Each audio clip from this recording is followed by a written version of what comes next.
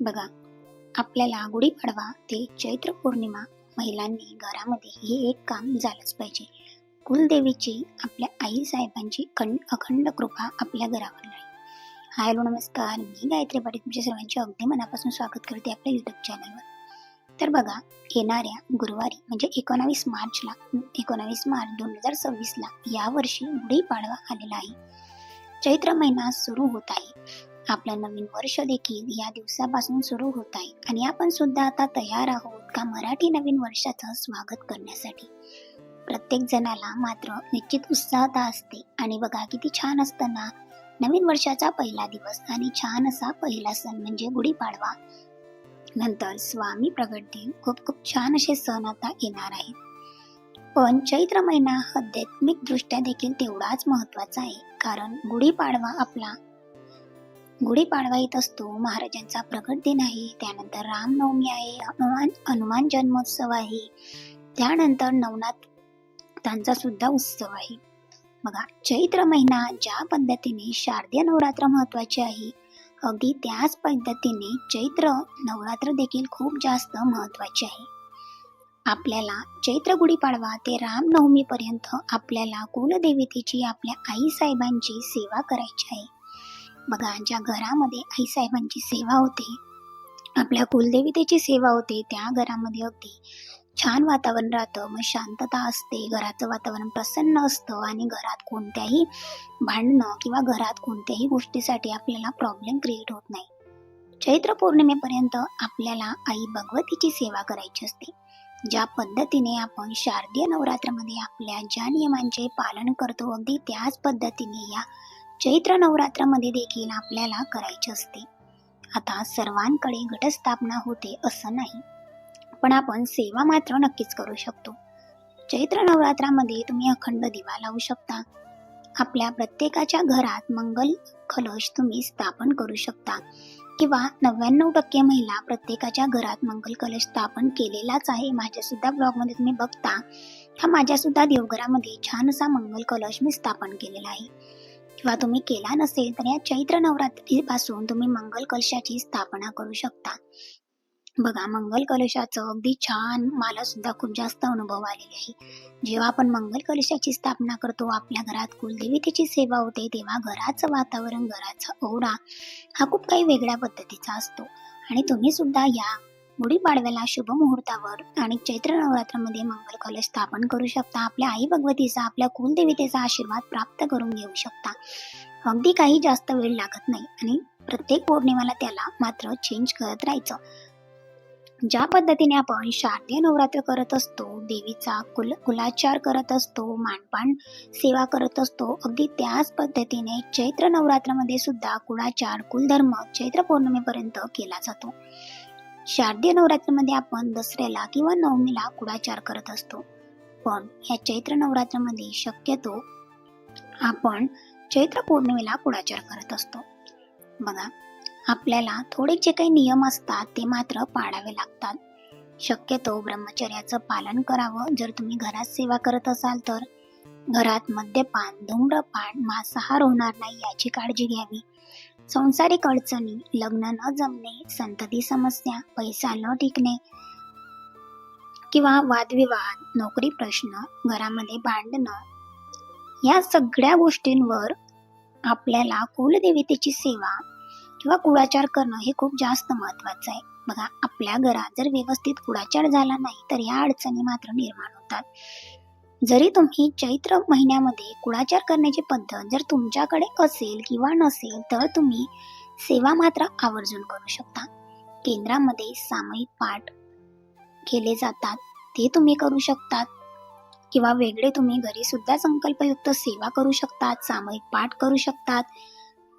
केंद्रामध्ये सामूहिक पारायण होत असतं, पण ते पारायण आपण घरच्या जे काही संकल्पयुक्त सेवा आहे त्याच्यामध्ये गृहीत धरायचं नाही, तर ते सेवा असते ती वेगळ्या पद्धतीची असते आणि आपली जी सेवा आहे आपण स्वतःसाठी करतो. आणि केंद्रात केली जाणारी सेवा ही भारत मातेच्या संरक्षणासाठी असते, पण आपले सुद्धा लवकर प्रश्न मात्र सामूहिक सेवेमधून सुटत असतात. पण तुम्ही घरी सुद्धा संकल्पयुक्त सेवा करू शकता. दुर्गा सप्तशतीचे तुम्ही पाठ करू शकता. या 15 दिवसात तुम्ही 14 पाठ नक्कीच करू शकता. नाहीतर या 15 दिवसांच्या कालावधीमध्ये 1, 3, 7, 5, 9, 14, 11 तुम्हाला जमेल तेवढे तुम्ही पाठ करू शकता. दुर्गा सप्तशती ग्रंथ तुम्हाला वाचणं जमलंच नाही तर तुम्ही दररोज 11 वेळा सिद्धकुंजिका स्तोत्रमचं तुम्ही पठण करू शकता, जेणेकरून तुम्हाला त्या पाठाचं फळ त्या सिद्धकुंजिका स्तोत्रामध्ये मिळतं. त्याचबरोबर कुंकुमार्जन तुम्ही करू शकता. कुलदेवतेचा फोटो, टाक, मूर्ती, स्त्रीयंत्र, माता लक्ष्मीचा फोटो, मूर्ती ह्यावर तुम्ही सेवा करू शकता. कुबेर यंत्र असेल त्यावर तुम्ही कुंकुमार्जन करू शकता. तुम्हाला जर फोटो किंवा मूर्ती हलवायची नसेल तर तुम्ही ती मूर्ती किंवा फोटो एकाच ठिकाणी ठेवून कुंकुमार्जन करू शकता. पुन्हा तीच कुंकू तुम्ही नव्याने वापरू शकता. याच पद्धतीने तुम्ही सेवा करू शकता.